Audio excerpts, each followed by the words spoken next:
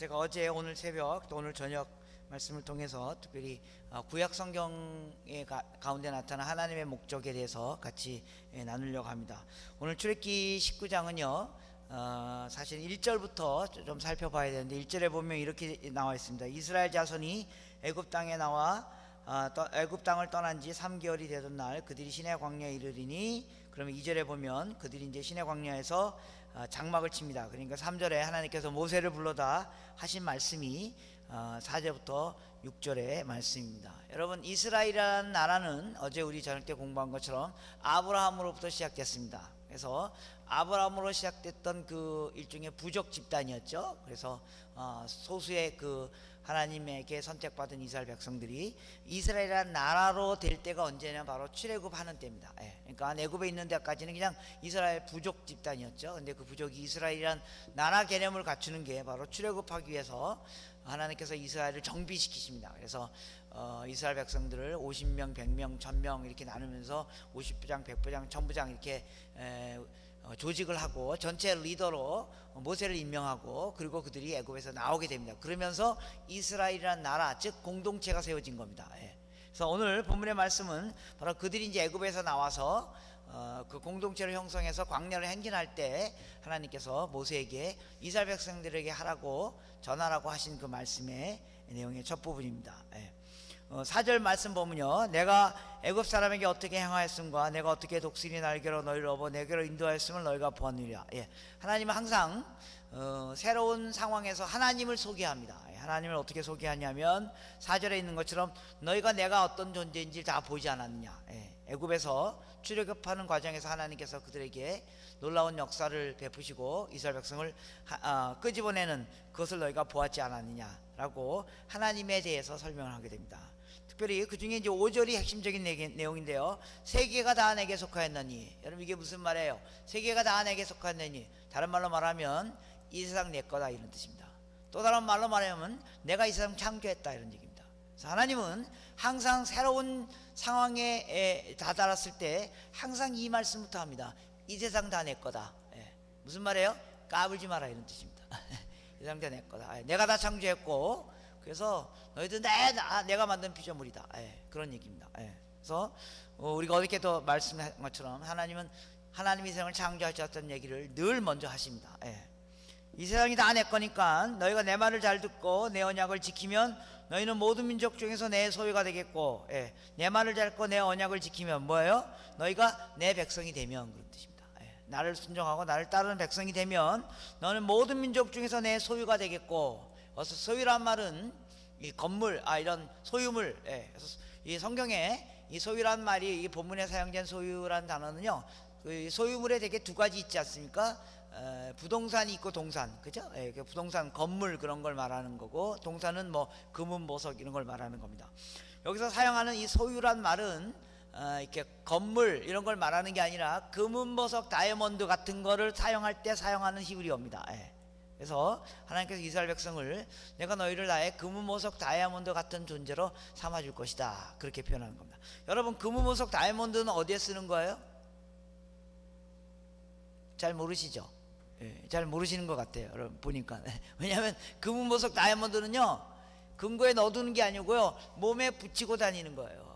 그래서 여러분들 보니까 다이아몬드 붙이신 분도 별로 없고, 금메기 하신 분은 한 두세 분 계신 것 같고, 그래서 여러분들 금은 보석 다이아몬드를 어디에 쓰는지 잘 모르시는 것 같아요. 몸에 붙이고 다니는 거예요. 무슨 말이에요? 하나님께서 이스라엘 백성을 내가 너희를 나의 백성 삼아 줄 테니까, 내가 너에게 복을 줄 테니까 너희가 나의 백성이 되면 너는 내가 늘 몸에 붙이고 다니는, 나와 가장 같이 있게 하는, 나와 함께하면 항상 늘 함께하는 나의 보석과 같은 존재로 내가 너희를 삼아 줄 것이다 라고 주께서 말씀하셨다는 겁니다.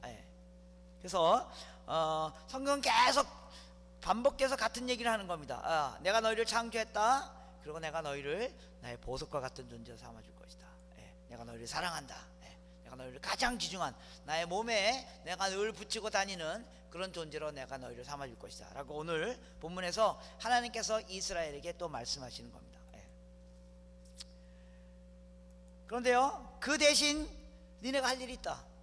내가 너희를 나의 보석과 같은 존재로 삼아줄 것이다. 내가 늘 함께하고 내가 늘 임재하는 그런 존재로 삼아줄 것이다. 그 대신 너희가 너희들에게 할 일이 있다. 뭐냐 하면 6절의 말씀입니다. 너희는 내게 대하여 제사장 나라가 되라. 그러니까 여러분, 제가 성경에 그 메인 주제가 계속해서 반복적으로 흘러가는 것을 보게 됩니다. 그러니까 이 본문의 말씀은 사실은 하나님이 아브라함에게, 오늘 새벽 예배에 오셨던 분들 기억나시지 모르겠지만 하나님께서 아브라함에게 하신 말씀과 똑같은 말씀이에요. 하나님이 아브라함에게 내가 너에게 복을 줄 것이다. 그 대신 너는 뭐가 되라고요? 복의 통로가 되라. 오늘 본문의 말씀은 창세기 12장은 하나님 아브라함 개인에게 하신 말씀이지만 하나님이 똑같은 말씀을 하나님의 백성인 이스라엘 백성의 공동체에게도 똑같은 말씀을 하시는 거예요. 내가 온 세상을 창조했고 너희가 나의 소유물이다. 즉 내가 너에게 복을 줄 것이다. 그리고 너희가 나의 백성이 되면 나의 소유물, 내가 가장 가까이 하는 그런 복을 받게 될 것이다. 여러분, 제가 계속 얘기했죠. 복 중에 최고의 복이 뭐라고요? 하나님과 가까이 하는 거, 그죠? 그 복을 내가 너에게 줄 것이다. 그래서 너희 나의 백성이 될 것이다. 그 대신 너희는 제사장 나라가 되라. 하나님이 아브라함에게 하신 말씀과 똑같은 말씀을 하시는 거예요. 그런데 이 말씀을 누구에게 하는 거예요? 아브라함 개인에게도 하는 거지만 이스라엘 공동체 전체에게도 하시는 거예요. 그래서 내가 너에게 복을 주고 그 대신 너는 제사장 나라가 되라. 여러분, 제사장의 역할이 뭐예요? 복의 통로가 되는 거예요. 그죠? 그래서 똑같은 얘기를 하는 겁니다. 결국 하나님의 백성으로서 하나님의 복의 통로가 되는 것은 개인에게 주어진 일이기도 하지만 동시에 공동체에게 주어진 일이라는 겁니다. 즉 하나님의 복의 통로가 돼서 모든 민족이 복을 받게 하는 일은 개인에게 주어진 일이기도 하지만, 우리 오늘날 그리스도인 개인에게 주어진 일이기도 하지만 우리 교회 공동체 전체에게 주어진 일이기도 하다는 겁니다. 그래서 우리 개인이 왜 존재하냐면, 하나님이 우리에게 왜 복을 주시냐면 복의 통로가 되게 하시기 위해 했던 것처럼 우리 교회가 왜 존재하는가, 하나님이 우리 교회를 왜 축복하시는가? 제사장 나라가 되기 위해서, 복의 통로가 되기 위해서. 그런데 오늘 본문에 보시면요, 하나님이 한 가지 더 붙이는 게 있어요. 그게 뭔지 아십니까? 너희가 제사장 나라가 될 것이다. 그런데 너희가 나에게 복을 받고 나의 소유가 되고 제사장 나라가 되는 너희들에게 딱 한 가지 필요한 조건이 있다. 그게 뭔지 아냐? 바로 거룩이다. 거룩이다. 성경을 전체를 관통하는 또 가장 중요한 주제는 바로 이 거룩의 문제입니다. 거룩. 내가 너희를 사랑하고 너희를 구원하고 너희가 복의 통로가 되고 다 좋다. 근데 너희가 복의 통로가 되기 위해서 너에게 딱 한 가지 조건이 필요한데, 그게 뭐냐면 바로 거룩이다. 거룩. 거룩 놓치면 복의 통로가 뭐고 아무 의미가 없다. 그래서 하나님께서 끊임없이 이스라엘 백성들에게 계속해서 강조하는 것은 바로 이 내용입니다. 여러분, 제가 구약 성경을, 제가 뭐 이렇게 복잡한 사람이 아니어서 저는 이렇게 단순하게 설명하는 거 좋아하는데요, 구약 성경을 제가 딱 세 문장으로 요약하면, 첫 번째, 하나님은 창조주이시고 이 세상을 복주시기를 원하신다. 두 번째, 하나님은 하나님의 백성을 부르시고 그 백성들이 복의 통로가 되기를 원하신다. 그래서 온 백성이 복을 받기 원하신다. 그 다음에 세 번째 문장 뭐예요? 그러기 위해서 너희에게 필요한 것이 딱 하나인데 그것은 바로 거룩이다. 이 세 문장입니다. 하나님 창조주시고 복을 주시고, 두 번째 하나님의 백성을 통하여 하나님의 백성이 복의 통로가 되어서 온 세상의 복을 받게 하시고, 그러기 위해서 하나님이 하나님의 백성들에게 요구하는 것 딱 하나 있다는 거, 거룩이랍니다. 거룩. 이거 놓치면 너희 끝이다. 한국에요, 한국에서 선교 많이 하는 교회 중에 안디옥 교회라는 교회가 있습니다. 전주에 가면 안디옥 교회, 아주 유명한 교회입니다. 깡통 교회라고도 알려져 있습니다. 왜냐하면 그 교회는 교회 재정 많은 부분들을 다 선교에 사용하기 때문에 교회 건물을 안 졌어요. 그래서 깡통이 뭐냐면, 여러분들 옛날에 한국에 미군들이 와서 이렇게 미군 막사 이렇게 이렇게 양철로 이렇게 동그랗게 져준 거 있지 않습니까? 그거 뜯어다가 교회를 졌어요. 처음 교회가 그렇게 시작된 거예요. 그래 교회가 막 커졌는데도 교회를 안 짓고 계속 그 깡통 그걸 이렇게 연결해서 쭉 해서 그게 한 150m 정도 돼요. 그래서 교회 앞에서부터 뒤에까지 끝이 안 보일 정도로 쫙. 그리고 여름에 그 깡통 동하니까 여름에 얼마나 더워요, 그죠? 아직까지도 교회 안 짓고 선교하느라고. 뭐 교인이 수천 명 되는데. 그래가지고 그 교회 담임 목사님이 이동희 목사님이라는 분인데, 그분이 이제 한국에서 선교 많이 하고 열심히 하는 교회 목사님으로 아주 알려져 있는 분이에요. 그래서 그분이 이제 은퇴하셨어요. 은퇴하시면서 이제 후배 목사들과 선교사들 불러놓고 한번 큰 좌담회를 했어요.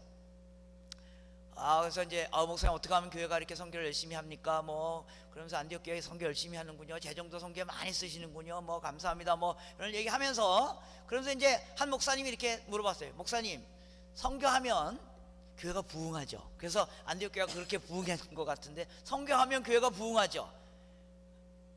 그래서 이제 사람들이 당연하죠. 선교하면 교회가 부흥하고. 그래서 목사님이 그렇게 대답할 거라고 생각했어요.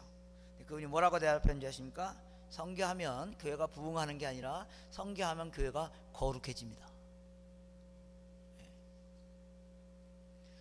우리가 복의 통로가 되기 위해서 하나님께서 우리에게 요구한 것 딱 한 가지가 있다면 바로 그건 거룩의 문제예요.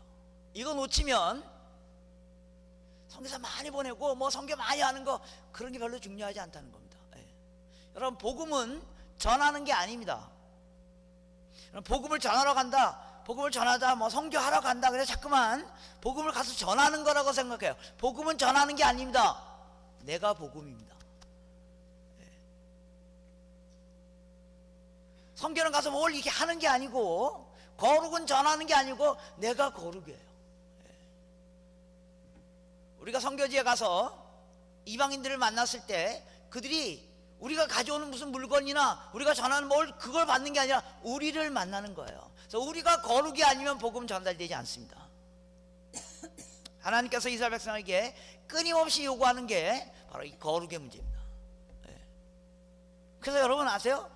출애굽기부터 출애굽기, 레위기, 민수기, 신명기의 내용이 뭐예요?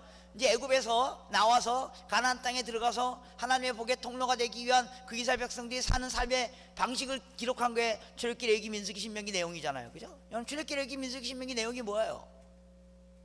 출애굽기, 레위기, 민수기, 출애굽기 19장 이후에 하나님께서 율법을 주시고 그 다음에 출애굽기 19장 뒷부분부터 레위기, 민수기, 신명기 내용이 전체 내용이 뭐예요? 한마디로 말하면 거룩이에요. 여러분, 출애굽기, 레위기, 민수기, 신명기 구약 성경에 거의 막 한 4분의 1 정도 차지하고 굉장히 많잖아요. 두껍잖아요. 그죠? 예. 제가 얼마 전에, 저는 이제 매일 성경 갖고 성경을 하루에 한 장씩 이렇게 공부하는데요. 매일 성경 보면 이제 이렇게 하루에 한 장씩 공부하게 돼 있어요. 근데 어느 날, 그 달에 그 책의 주제가 레위기였어요. 레위기. 저 지겨워 죽는 줄 알았어요. 성경 콰이타임 만드는 그 출판사에서 좀 성도들을 좀 생각해야지, 그죠? 예. 레위기 1장부터 한 10장 공부하다가 좀 지루할 쯤 하면 다시 뭐 요한복음 갔다가 또 다시 레위기로 왔다, 이런 게 아니고 레위기 1장부터 2장, 3장, 4장, 5장, 6장 꼭 그냥 매일 한 장씩 공부하는 거예요. 저 지겨워 죽는 줄 알았어요. 왜요? 내용이 똑같아요. 아무것도 없어요. 내용이 똑같아요. 뭐예요?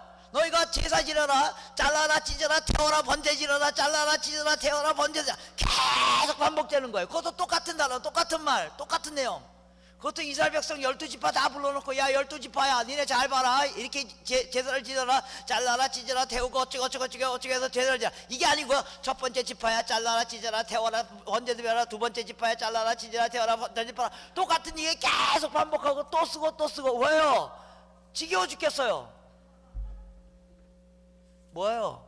거룩이에요. 거룩. 이 거룩을 지키는 게 그렇게 어렵다는 겁니다. 그래서 하나님이 끊임없이 반복적으로 똑같은 말을 계속 반복하는 거예요.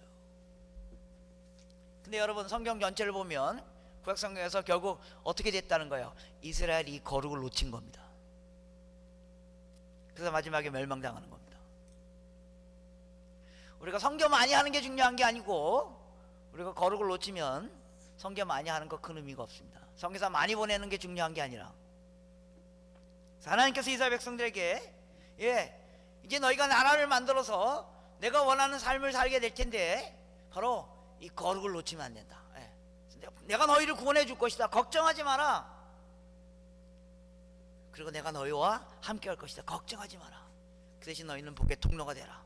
그러기 위해서 너희에게 필요한 것은 바로 거룩이다. 오늘 주님의 말씀이 바로 그 말씀인 것입니다. 그래서 성경에 이 거룩을 위하여 피 흘리기까지 너희가 싸워야 된다, 이 얘기를 계속 구약성경에서 끊임없이 하게 되는 것입니다. 이스라엘 백성이 하나님께서 이것을 자신들에게 요구하는 것을 이스라엘 백성이 눈치챘어요. 그래서 이스라엘 백성이 부른 노래가 바로 시편 67편입니다. 여러분 시편 67편 한번 보시겠습니까? 우리 자막에 한번 띄워줄 수 있으면 띄워주세요. 시편 67편입니다. 시편 67편. 여러분 시는요, 시편은 시이고 노래이고 찬양이고 기도잖아요. 그래서 하나님께서 이스라엘 백성에게 기도하는 겁니다. 시편 67편 1절부터 3절까지만 같이 읽겠습니다. 우리 화면에 있으니까 같이 읽겠습니다. 시작. 하나님은 우리에게 은혜를 베푸사 복을 주시고 그의 얼굴빛이 우리에게 비치사 주의 도를 땅 위에 주의 권을 모든 나라에 알려소서. 하나님이여 민족들이 주를 찬송케 하시며 모든 민족이 주를 찬송케 하소서. 예, 이스라엘 백성이 하나님께 기도하는 겁니다. 그래서 자 1절에 보면 뭐라고 기도합니까? 1절 앞부분에 우리에게 은혜를 베푸시고 복을 주시옵소서. 그래서 이스라엘 백성은 하나님이 우리를 하나님께로부터 하나님 우리에게 복을 주시기 위하여 우리를 하나님의 백성 삼으셨구나 알고 있었어요. 그래서 하나님 우리에게 복을 주시옵소서, 복을 주시옵소서 라고 기도하는 겁니다. 그런데 1절 두 번째 줄에 보면 무슨 복을 달라고 얘기하는 거예요? 하나님이 우리에게 건강 물질 축복 주시고 전쟁에서 승리하게 해주시고 뭐 그런 복도 빌었지만 이스라엘 백성들이 하나님께로 정말로 받기를 원했던 복은 바로 1절 후반부에 보면 뭐라고 그랬어요? 그의 얼굴빛을 우리 가운데 비춰 주시옵소서. 그의 얼굴빛을 우리 가운데 비춰 주시옵소서. 이게 무슨 뜻이에요? 그의 얼굴빛 뭐예요? 성경에서 그의 얼굴빛, 하나님의 얼굴빛 뭐예요? 하나님의 영광을 말하는 겁니다. 하나님의 영광. 하나님의 영광을 우리 가운데 비춰 주시옵소서. 즉 하나님의 임재가 우리 가운데 임하게 하여 주시옵소서. 그러니까 이스라엘 백성들이 하나님께 가장 원했던 축복은 다른 것이 아니라 하나님이 우리와 함께 하여 주시옵소서. 하나님의 영광이 우리 가운데 임하게 하여 주시옵소서. 이게 이스라엘 백성들이 하나님께 가장 간구했던 기도 제목입니다. 여러분 하나님의 임재 앞에 나갔을 때 여러분들이 기도하잖아요. 무슨 기도하십니까? 예, 여러 가지 많은 기도를 해야 되지만 우리가 하나님께로부터 가장 받아야 할 축복은 하나님 우리 가운데 임하여 주시옵소서. 그 기도를 이스라엘 백성들이 한 거예요. 그래서 하나님이 이스라엘 백성들에게 임재하신 거예요. 하나님께서 이스라엘 백성에게 임재하신 것에 상징적인 그 상징이 뭐예요? 상징물이 뭐예요? 바로 그게 성전이에요. 성전. 성전은 건물을 말하는 게 아니에요. 성전은 하나님의 임재를 말하는 거예요. 하나님께서 이스라엘 백성들에게 내가 너희들 가운데 영원히 거할 것이다. 나의 거처를 마련해라. 그래서 그들이 지은 게 성전이에요. 그래서 애굽에서 나와서 광야를 지나면서 회막과 장막의 시대를 거쳐서 결국 이스라엘 백성들이 가나안 땅에 정착하면서 거기서 이제 성전을 짓는 거예요. 그리고 하나님이 내가 거기에 영원히 거할 것이다. 뭐예요? 내가 너에게 복을 주고 너희와 함께 할 것이다. 그래서 이스라엘 역사의 클라이막스 때 바로 성전이 지어지는 겁니다. 여러분 성경에서 이스라엘 역사의 클라이막스 때가 어느 때예요? 다윗과 솔로몬 때잖아요. 그죠? 다윗과 솔로몬 때가 왜 이스라엘 역사의 가장 클라이막스예요? 그때 성전이 임했다. 즉 하나님의 임재가 그들 가운데 영원히 거하는 일이 일어나게 됐다는 겁니다. 여러분 다윗은 뭐가 자기 인생의 클라이막스가 되기를 원했던 거예요?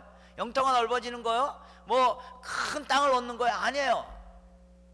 다윗은 자기로 말미암아 하나님의 임재가 우리 가운데 올 수 있게 된다면 그 일이 일어나기, 즉 성전을 짓는 일은 하나님의 임재가 우리 가운데 영원히 거하는 그 일을 다윗이 이루기 원했다는 겁니다. 그게 그의 인생의 클라이막스가 되기를 원했다는 겁니다. 여러분 뭐가 여러분 인생의 클라이막스가 되기를 원하십니까? 여기 대부분 다 결혼하셨나요? 혹시 결혼 안 하신 자매님들 계십니까? 뭐가 여러분 인생이, 우리 결혼 안 하신 자매님들 뭐가 여러분의 인생의 클라이막스가 되기를 원하십니까? 드디어 그 형제를 만나는 순간이요? 여러분 인생의 절망의 시작입니다. 얼마 전에 식사하는데 우리 아내가 밥 차려놓고 이렇게 인상을 쓰고 있어요. 그래서 내가 왜 인상 쓰고 있어? 뭐 힘들어? 그랬더니 우리 아내가 저를 쫙 보더니 여보, 그래서 왜? 그랬더니 내 인생의 절망이 언제 시작됐는지 알아? 그래서 언제 어떻게 당신 만나고부터야 그러더라고. 여기 연세가 대부분 많으신 분들, 여러분 뭐가 여러분 인생의 클라이막스가 되기를 원하십니까? 하나님께서 복 주셔서 인생에서 잘 살고 좋은 직장에서 자녀들도 시집장가 다 보내고 그리고 은퇴해서 노후자금 은퇴자금까지 다 만들어 놓고 바닷가에 앉아서 조개 껍질을 줍고 있는 거요? 뭐 그런 게 여러분 인생의 클라이막스가 될 수도 있겠죠. 다윗은 뭐가 자기 인생의 클라이막스가 되기를 원했냐면 하나님, 나로 말미암아 하나님의 임재가 우리 가운데 임할 수 있는 그 일이 일어나게 하여 주시옵소서. 여러분의 인생의 클라이막스에 하나님의 임재가 여러분과 여러분의 공동체에 영원히 거하는 일이 일어나기를 기대합니다. 그래서 이스라엘 역사의 클라이막스 때 그 일이 일어났다는 겁니다. 그래서 성전이 지어진 거예요. 그리고 하나님이 그들 가운데 임재하시, 성전 가운데 임재하신 거예요. 그래서 이사야서 같은 데 보면 하나님의 임재가 성전 가운데 어마어마하게 임한 거예요. 그리고 이사야가 그 성전 안에 들어갔을 때, 그죠? 그 하나님의 임재를 누리는 거예요. 그래서 이사야서 같은 데 보면 거룩하시다 수락과 수락 사이에 운행하시며 구름같이 운행, 뭐 눈에 보이지 않지만 하나님이 그 하나님의 임재를 그들이 누리는 거예요. 하나님의 임재를 어마어마하게 누리는 거예요.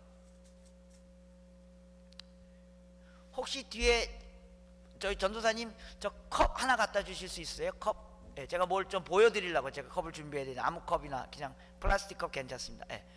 그래서 하나님의 임재가 그들 가운데 어마어마하게 임하는 일이 그 성전에 나타났어요. 예. 그래서 이사야가 성전에 들어가면요, 보시면요, 하나님의 임재를 그건 누리기 시작하는 겁니다. 예.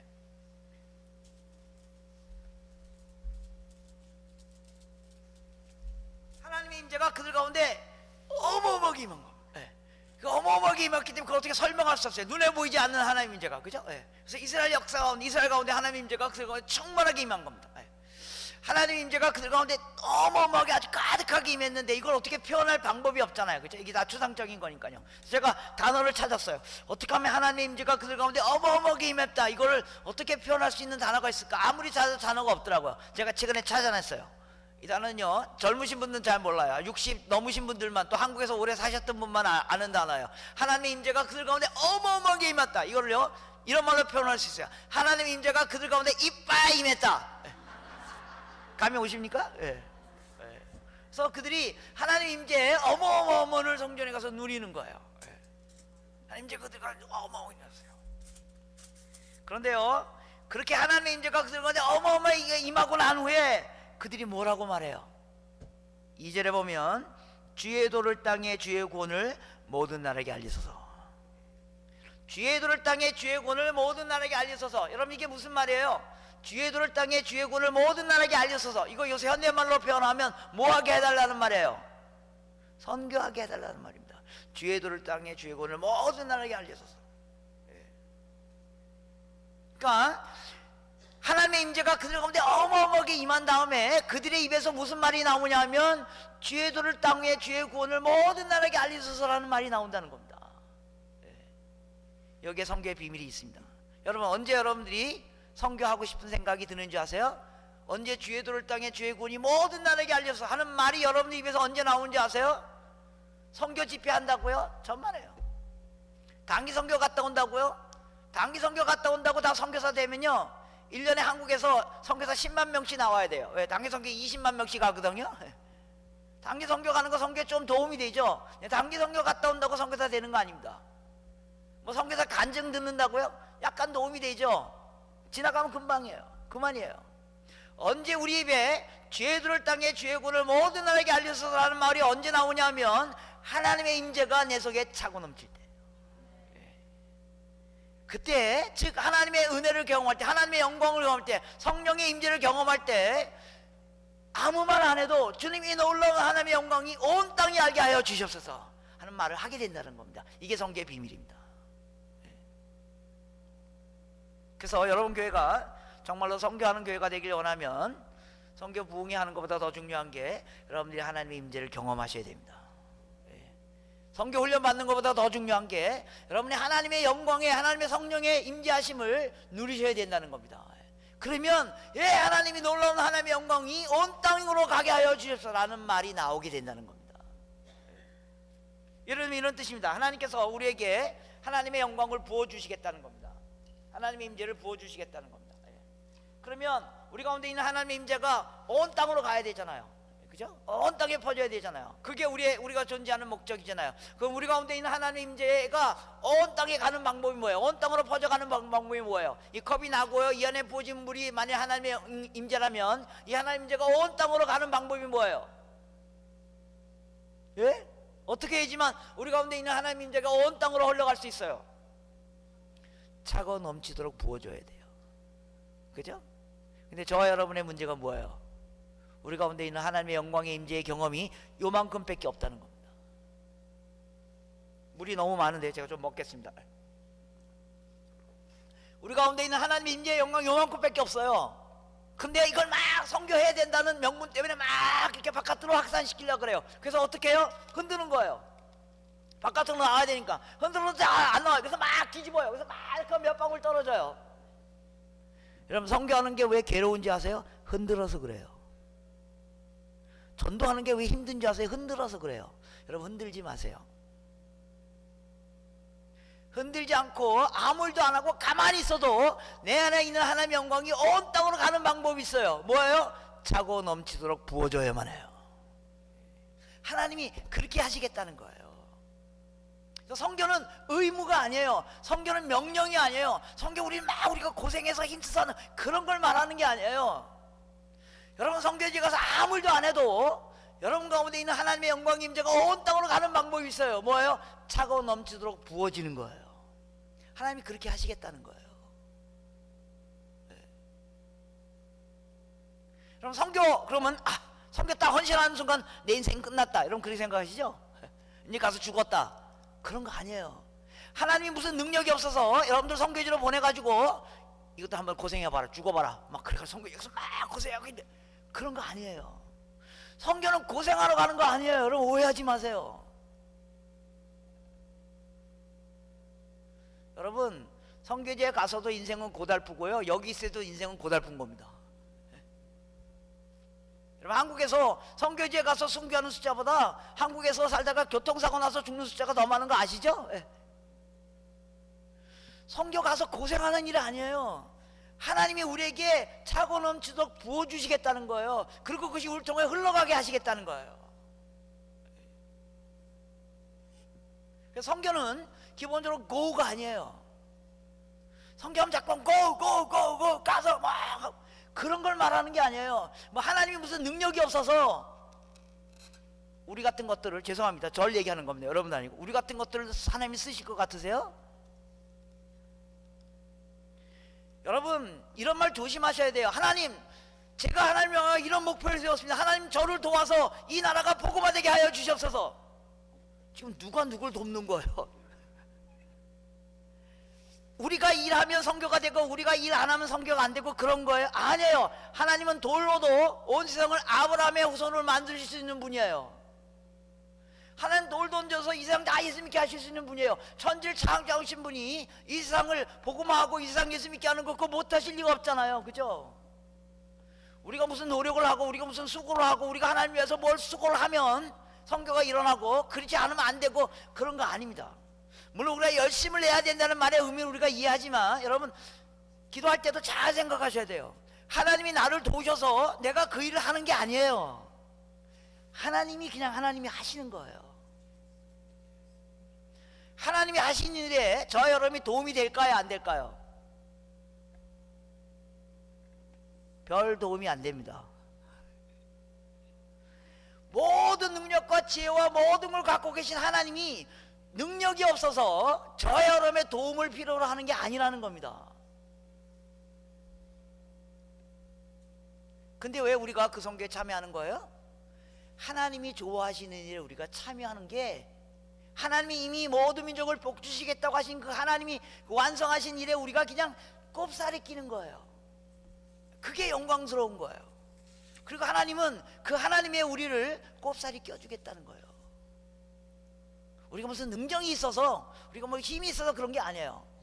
여러분, 제가요, 우리 아이들이 아주 2살, 3살 때, 너무 어렸을 때, 제가 너무 이제 피곤한 상태로 집에 왔어요.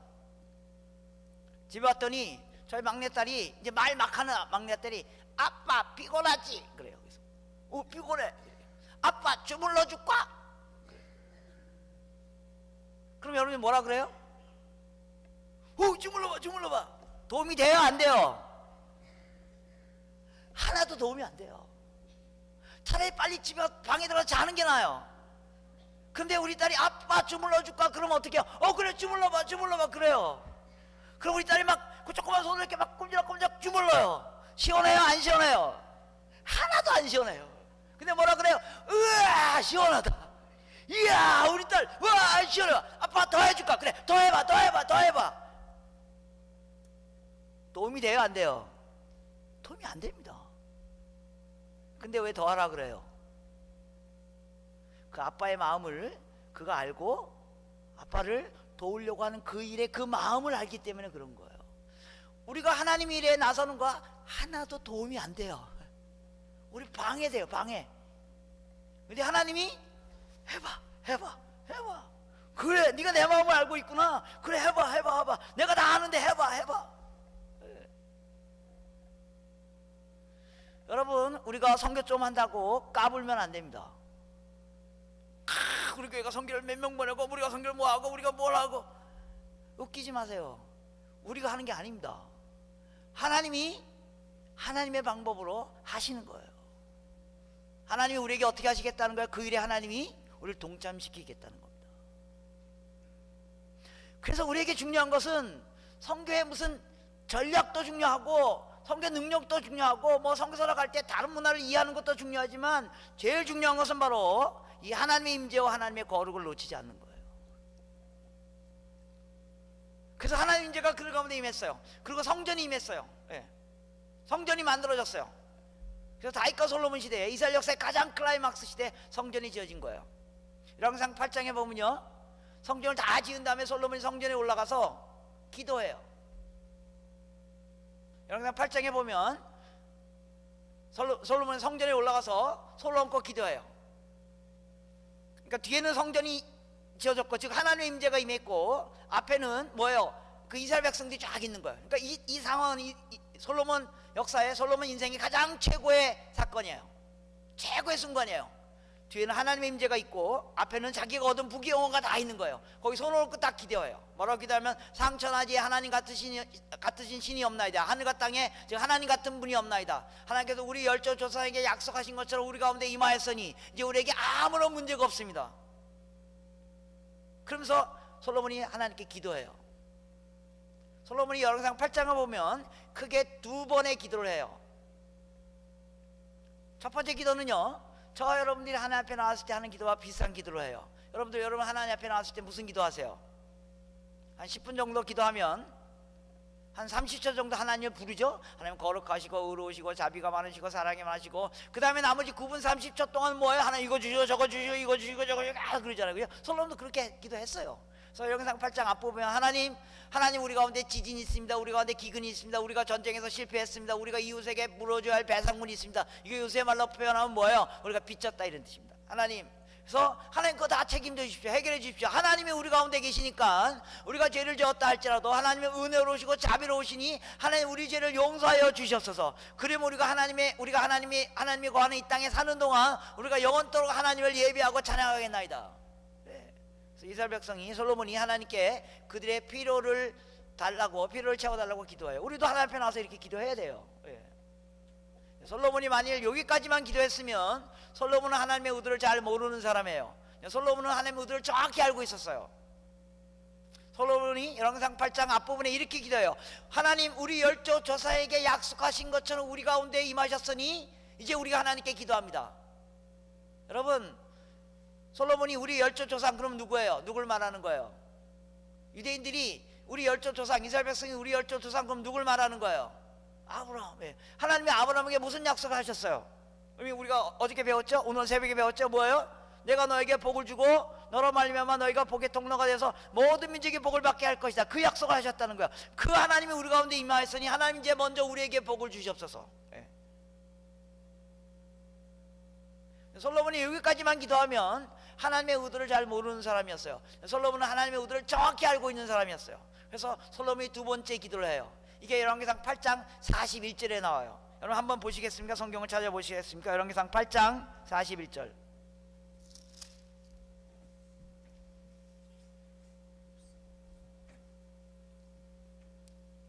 열왕기상 8장 41절 어떻게 시작되냐면 또 이렇게 시작됩니다. 또 무슨 말이에요? 내가 또 기도 제목이 하나 더 있습니다. 이 기도를 하나님이 정말로 좋아하셨던 거예요. 뭐라고 기도합니까? 내가 두 번째 기도 제목이 있는데 이렇게 말합니다. 주의 백성 이스라엘에 속하지 아니한 자 곧 주의 이름을 위하여 먼 지방에서 온 이방인들이 할지라도 그들이 주의 크신 이름과 주의 능한 성과 주의 펴신 팔의 소문을 듣고 와서 이 성전을 향하여 기도하거든 주는 계신 그 하늘에서 들으사 이방인이 주께 부르짖는 대로 이루사 땅의 만민이 주의 이름을 알고 주의 백성 이스라엘처럼 경외하게 하옵소서. 또 내가 건축한 이 성전을 주의 이름으로 일컬을 줄 알게 하옵소서. 예, 솔로몬이 두 번째 기도를 하는 거예요. 무슨 기도예요? 하나님, 우리에게 복을 주시옵소서.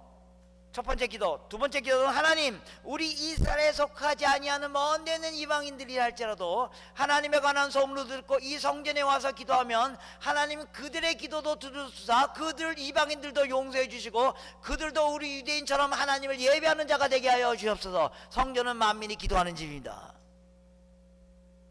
요 기도를 하나님이 정말로 좋아하셨다는 겁니다. 왜요? 그게 하나님이 원하는 거기 때문에요. 하나님 우리에게 임재하신 이유는 우리에게 복을 주신 것 정도가 아니라 우리를 통하여 이방인들까지도 모든 민족에게 복을 받게 하시기 위해서 하나님께서 우리에게 임재하셨죠. 그래서 성전이 우리 가운데 임하는 거죠. 하나님, 그래서 내가 우리에게 복을 주십시오라고 기도하고, 두 번째, 저 먼 데 있는 이방인들이 할지라도 이 성전에 와서 하나님께 기도하면 하나님 그들의 기도도 들어주사 그들도 용서해 주시고 그들도 하나님을 예배하는 자가 되게 하여 주시옵소서 라고 솔로몬이 이렇게 하나님께 기도했다는 겁니다. 이 기도를 우리가 해야 된다는 겁니다. 하나님, 우리에게 복을 주시는 것 정도가 아니라 저 먼 데 있는 이방인들이라 할지라도 이 성전에 와서 하나님께 기도하면 하나님 그들의 기도로 응답하여 주셔서 그들도 구원하여 주시옵소서 라고 솔로몬이 이렇게 기도했어요. 하나님이 정말로 원하는 기도를 했어요. 그러면 이 기도를 하나님이 들으실까요? 안 들으실까요? 들으시겠죠. 하나님 원하는 기도를 했으니까. 그래서 무슨 일이 일어났다는 거예요? 열왕기상 8장에 솔로몬이 이렇게 기도하니까 그래서 무슨 일이 일어났다는 거예요? 열왕기상 8장 9장 이렇게 뒤로 넘어가면, 여러분 성경 좀 읽어봅시다 우리 같이. 열왕기상 10장에 가면 누가 솔로몬을 찾아와요? 열왕기상 10장에 누가 솔로몬을 찾아와요? 누가 찾아와요? 스바야 왕이.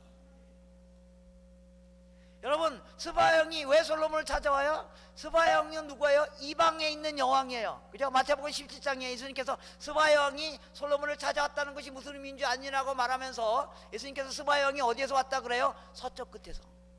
서쪽 끝에 있는 이방의 한 여인이 하나님에 관한 소문을 듣고, 여러분 열왕기상 10장 보면요, 잘못 성경 읽으시면 안 됩니다. 스바야 왕이 솔로몬이 지혜가 많았다는 얘기를 듣고 찾아온 게 아니에요. 열왕기상 10장은 잘 읽어보면 스바야 왕이 하나님이란 분이 솔로몬이라는 사람을 어마어마하게 축복해서 솔로몬이 큰 지혜가 있다는 얘기를 듣고 하나님을 찾아온 거예요. 솔로몬을 찾아온 게 아니라. 그래서 스바야 왕이 솔로몬을 찾아와요. 열왕기상 10장에 보면 솔로몬을 만나보고 솔로몬이 갖고 있는 그 지혜와 지식과 그 풍요로움과 그 궁궐의 어마어마함을 보고, 즉 솔로몬이 어마어마하게 축복을 받은 것을 보고 이 스바야 왕이 누굴 찬양한다고요? 여호와를 송축할지니라. 그러니까 땅끝에 있는 사람이 하나님의 사람을 만나보고 하나님의 사람이 얼마나 하나님께 복을 받았는가를 보고 그 땅끝에 있는 사람이 누굴 찬양한다고요? 여호와를 찬양하는 일. 뭐예요? 지금 뭐가 일어나고 있는 거예요? 성교가 일어나고 있는 거예요. 성경은요 너무 놀라운 얘기예요. 솔로몬이 이렇게 기도했더니 정말로 땅끝에 있는 사람들이 솔로몬을 찾아와서 솔로몬을 만나보고 하나님을 예배하는 일이 일어나게 됐다고요. 이게 이스라엘 역사의 클라이막스에 일어났던 일이라는 겁니다. 여러분, 저와 여러분의 인생의 클라이막스 때 이 일이 일어나기를 소망합니다. 하나님이 우리 가운데 어마어마하게 임재하시고 하나님이 우리 가운데 임재했던 그 소문이 땅끝까지 알려지고 땅끝에 있는 사람들이 와서 우리를 만나보고 하나님을 예배하는 그 일, 즉 성교가 일어나고 있는 거예요. 하나님은 이를 위하여 이스라엘 백성을 부르시고 그들을 하나님의 백성으로 삼으시고 그들 가운데 임재하셨던 거예요. 그리고 그들에게 거룩을 요구했던 거예요. 그런데 무슨 일이 일어났다는 거예요? 여러분, 열왕기상 10장에서 그 스바야 왕이 솔로몬을 만나보고 하나님을 예배했던, 그래서 그런 놀라운 복음화 선포가 일어났던 그런 사건이 일어났는데, 그랬던 솔로몬이 열왕기상 11장에 가면 무슨 일이 일어나요? 그랬던 솔로몬이 그 이방 여인들하고 결혼하면서 그 이방신들을 섬기기 시작해요. 하나님의 의도와 정반대 일이 일어난 거예요. 이방 여인들이 와서 성전에서 하나님을 섬겨야 되는데 오히려 하나님의 백성이 이방 여인들이 가져온 신을 섬기기 시작하는 거예요. 이러면서 이스라엘이 멸망하게 되는 겁니다. 하나님의 의도와 정반대 일이 일어난 거예요. 그래서 솔로몬이 죽자마자 이스라엘의 북이스라엘 남유다 나눠지면서, 그러면서 나머지 이스라엘 역사가 뭐예요? 멸망의 역사예요. 여러분, 제가 어제 저녁부터 창세기부터 쭉 설명하는 거예요. 그래서 창세기 설명했죠. 제가 출애굽기, 레위기, 민수기, 신명기 제가 간단하게, 그죠? 제가 이렇게 지겨운 책 이렇게 설명했잖아요, 그죠? 그 다음에 시편, 잠언, 전도서 제가 설명했죠. 그 다음에 열왕기상하, 역대상하, 이게 다윗과 솔로몬의 이야기예요. 그 다음에 열왕기상, 역대상하 끝난 다음에 시편, 잠언, 전도서 끝나고 이사야서부터 말라기서까지 선지서, 이게 뭐예요? 이스라엘이 망하는 것의 역사예요. 선지서에는요 딱 두 가지 메시지예요. 한 가지는 뭐예요? 너희가, 내가 너에게 복을 주고 너희가 복의 통로가 돼서 너희가 거룩하여져서 너를 통하여 땅끝에 있는 사람까지 하나님을 예배하려고 했는데 그 일이 일어났는데, 그러나 너희가 거룩을 놓쳤고 우상 숭배함으로 말미암아 내가 너희를 멸망하게 할 것이다. 이게 선지서의 메시지예요. 첫 번째 메시지. 두 번째 메시지는 뭐예요? 너희는 멸망하지만 모든 민족이 나를 예배하고 찬양하고 경배하게 될 그 나의 목적은 반드시 이루어지게 될 것이다. 이게 선지서의 메시지예요. 왜? 예를 들면 선지서의 맨 마지막인 말라기서를 한번 보세요. 말라기서 보시면요, 말라기는 여호와께서 이스라엘을 통하여, 말라기서 1장 1절에 보면 여호와께서 말라기를 통하여 이스라엘에게 말씀하신 경고의 말씀이에요. 그러니까 말라기서는 구약성경의 맨 마지막 성경이잖아요. 예. 그래서 거의 마지막 시대에 쓰여진 거예요. 하나님께서 이스라엘 백성을 심판하시는 장면이에요. 특별히 경고하시는 장면이에요. 1장 10절에 보면 이런 얘기가 나와요. 만군의 여호와가 일어나 내가 내 제단 위에 헛되이 불사르게 못하게 하기 위하여 너희 중에 성전문을 닫을 자가 있었으면 좋겠다. 내가 너희를 기뻐하지 아니하며 너희 손으로 드리는 것을 받지도 아니하리라. 하나님 이스라엘 백성에게 뭐라고 얘기하냐면, 야, 니네들 나한테 예배 드리러 못 오도록 누가 성전문을 잠가주면 좋겠다. 그러니까 말라기 1장 1절부터 10절에 보면 이스라엘 백성이, 하나님 무슨 말입니까? 우리가 하나님의 백성이고 우리는 매일 하나님께 정기적으로 예물 드리고 하나님의 백성으로 하나님께 예배 드리러 갔는데 왜 우리 예배를 안 받으시겠다고 성전문을 닫으라고 하는 겁니까? 그러니까 하나님이 말라기서 1장 앞부분에, 그래 너희가 나한테 늘 예배 드리러 왔다. 근데 너희는 뭐 갖고 예배 드렸냐 이거죠.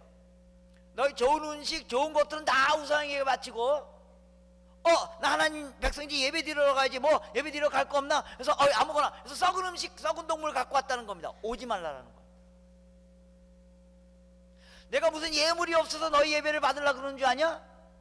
내가 너희를 사랑하고 너에게 복을 주고 너에게 큰 은혜를 끼쳤고 너희들이 나에게 찬양과 경배를 예배 드리고, 그러기 위해서 너희가 거룩하고 그런 삶을 사는 것이 예배인데, 너희가 세상에서 온갖 우상 숭배 나쁜 짓 다 해놓고 그리고 예배 드리러 가야지, 하나님께 예배 드리러 가야지, 오지 말라는 겁니다. 이거 요새 말로 말하면요, 니네 제발 주일날 교회 오지 마라. 얘네 교회 못 들어오게 누가 주일날 교회 문을 잠가줬으면 좋겠다. 아니 무슨 말입니까? 저는 지난 1년 동안 한 주도 빼놓지 않고 주님께 예배 드렸습니다. 지난 1년도 성수주일이 제 목표였습니다. 그래, 너 지난 1년 동안 한 주도 빼놓지 않고 나한테 예배 드리러 왔다. 근데 너 월요일부터 토요일까지 뭐 했냐 이거죠. 월요일부터 토요일까지는 지네가 하고 싶은 대로 하고 싶은 일 다 하고 온갖 우상숭배지 온갖 나쁜 짓 다 해놓고 주일날만 되면 거룩한 척하고 주님 앞에 나와서 예배드리고 오지 말라라는 거예요. 여러분, 우리가 주일날 되면 굉장히 거룩해지는 거 아세요? 월요일부터 토요일까지는 주로 자식아 막 이러다가 주일날 되면 안녕하세요, 감사합니다, 은혜 받으셨죠? 웃기지 말라고, 오지 말라고요. 주님이 오지 말라고.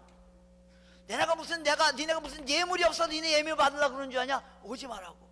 너희가 세상 가운데 거룩해서 그 거룩을 통하여 세상이 나를 알아야 되는데, 여러분 에스겔서 같은 데 보면 하나님께서 이스라엘 백성들에게 막 비는 장면이 나와요. 나의 백성 이스라엘 제발 좀 거룩해 다오. 세상에서 제발 좀 거룩해 다오. 그래서 그들이 너희의 거룩을 통하여 그들이 나를 알게 되는데, 오히려 너희가 세상 가운데서 나의 거룩을 훼손하고 있다. 너희 때문에 나의 거룩이 손상당하고 있다. 나의 백성들아 제발 좀 돌아와다오. 제발 좀 나의 백성답게 살아다오. 하나님 이스라엘 백성 앞에 눈물을 흘리고 애원하는 장면이 나와요. 에스겔서 같은 데 보면요. 그런데도 이스라엘 백성이 우상 숭배하고요. 그래서 하나님께서 이스라엘 백성을 포기하는 겁니다. 그래서 하나님께서 이스라엘 백성을 내가 너희를 다 없애버리겠다. 이 나쁜 놈들아, 내가 너희를 어떻게 사랑했는데 너희가 거룩을 놓치고 내가 너희를 다 없애버리겠다. 그래서 말라기서 보면 하나님이 이스라엘 백성들에게 막 쌍소리 하세요. 여러분, 하나님이 쌍소리 하시는 거 들어보신 적 있으세요? 오늘 한번 들어보시겠습니까? 말라기서 2장 2절 3절에 보면 이런 표현이 나와요. 만군의 여호와가 이르노라 너희가 만일 듣지 아니하고 마음에 두지 아니하면 내 이름을 영화롭게도 하지 아니하였으면 내가 너희를 저주하여 너희의 복을 저주하리니 내가 이미 저주하였니라. 이는 너희가 그것을 마음에 두지 아니하였습니다. 보라, 내가 너희의 자손을 꾸짖을 것이요 똥 곧 너희 절개 희생의 똥으로 너희 얼굴에 바를 것이다. 너희가 그것과 함께 제어 버림을 당하리라. 이 자식아, 똥이나 처벌로 먹고 죽어라. 내가 너희를 어떻게 사랑했는데, 내가 너희를 위하여 어떻게 내가 너를 위하여 또 희생하고 또 축복하고 또 축복했는데 너희들이 결국 우상숭배로 니네들의 인생을 마감하는구나. 내가 너희를 다 없애버리겠다. 그래서 이스라엘이 없어지는 겁니다. 그래서 이스라엘이 멸망해버리는 거예요. 여러분,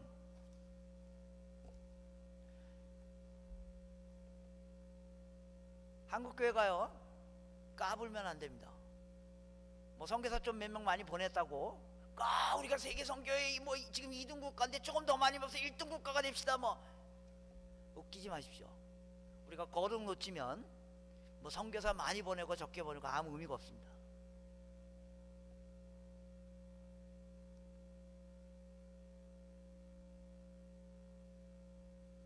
제가 대단히 죄송스러운 부탁인데요, 한국 교회를 위해서 기도해 주십시오. 여러분, 간간히 들어오는 뉴스를 아시죠? 한국교회에서 지금 무슨 일이 일어나고 있는지. 요새는요, 성도들이 모이면요 목회자 걱정하고 있어요. 목회자들이 모여서 성도 걱정해야 되는데 성도들이 모여가지고 목회자 걱정하고 있다고요. 한국교회 지도자들이 거룩을 회복할 수 있도록 기도를 부탁드립니다. 한국교회가 다시 한번 거룩을 회복하여 하나님 앞에 범죄하지 않는 그런 공동체가 되도록 여러분 기도를 부탁드립니다.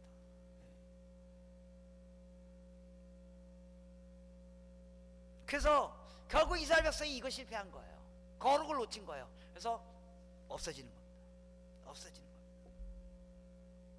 그럼 뭐가 문제예요? 이스라엘 백성 없어지면 없어질 수 있어요. 뭐 한국교회 무너질 수도 있어요. 그러지 않기를 정말로 바라지만, 근데 이스라엘이 무너지면 뭐가 문제예요? 이스라엘을 통하여 하나님이 하고 싶었던 일이 있었잖아요. 너희가 복의 통로가 돼서 모든 민족이 나를 예배하고 찬양하고 경배하는 일이 일어나게 할 것이다. 그 일이 어떻게 되냐 이거예요. 여러분, 선지서의 메시지가 뭐예요? 너희는 망하지만 모든 열방이 나를 예배하고 찬양하고 경배할 일은 반드시 일어나게 될 것이다. 그래서 말라기서 1장 10절에 내가 너희 예배를 받지 않을 것이다. 그러나 말라기 1장 11절에 만군의 여호와가 이르노라 해 뜨는 곳에부터 해 지는 곳까지 이방 민족 중에서 내 이름이 크게 될 것이며 각처에서 내 이름을 외워 분향하며 깨끗한 제물을 드리리니 이는 내 이름이 이방 민족 중에서 크게 될 것입니다. 너희는 망하지만 마지막 날에 모든 이방 민족들이 나를 예배하고 찬양하고 경배하는 일은 반드시 일어나게 될 것이다. 선지서의 메시지가 계속 이 메시지가 동시에 있는 겁니다. 무리의 바다를 덮은 같이 여호와를 인정하는 일이 반드시 일어나게 될 것이다. 온 땅이 나를 예배하고 찬양하고 경배하는 일이 반드시 일어나게 될 것이다. 이사야서 마지막 부분에 보면 마지막 날에 온 열방이 나를 예배하게 모든 언어들이 모든 민족들이 나아가서 나를 예배하며 또 그들이 또 다른 민족에 가서 나의 영광을 선포함으로 그 민족들이 나를 예배하며 찬양하며 경배하는 일이 반드시 일어나게 될 것이다. 여러분, 이 일이 일어날 것을 믿으십니까? 예. 그래서 구약 성경이 한편으로는 절망으로 끝나지만 한편으로는 새로운 소망으로 끝나는 겁니다. 이스라엘은 망하지만 하나님 모든 민족과 족속과 열방으로부터 찬양과 영광과 경배를 받을 그 일이 반드시 일어나게 될 것이라는 것입니다. 그리고 하나님께서 요엘서 2장 28절부터 32절에 그 일을 위하여 내가 너에게 성령을 부어줄 것이다. 마지막 날에 하나님의 영이 모든 사람에게 임하게 될 것이니 그래서 그들이 환상을 보고 꿈을 꾸며 비전을 보며 그래서 여호와의 이름을 부르는 일들이 일어나게 되면 모든 민족이 주를 예배하며 찬양하며 경배하는 일이 일어나게 될 것이다.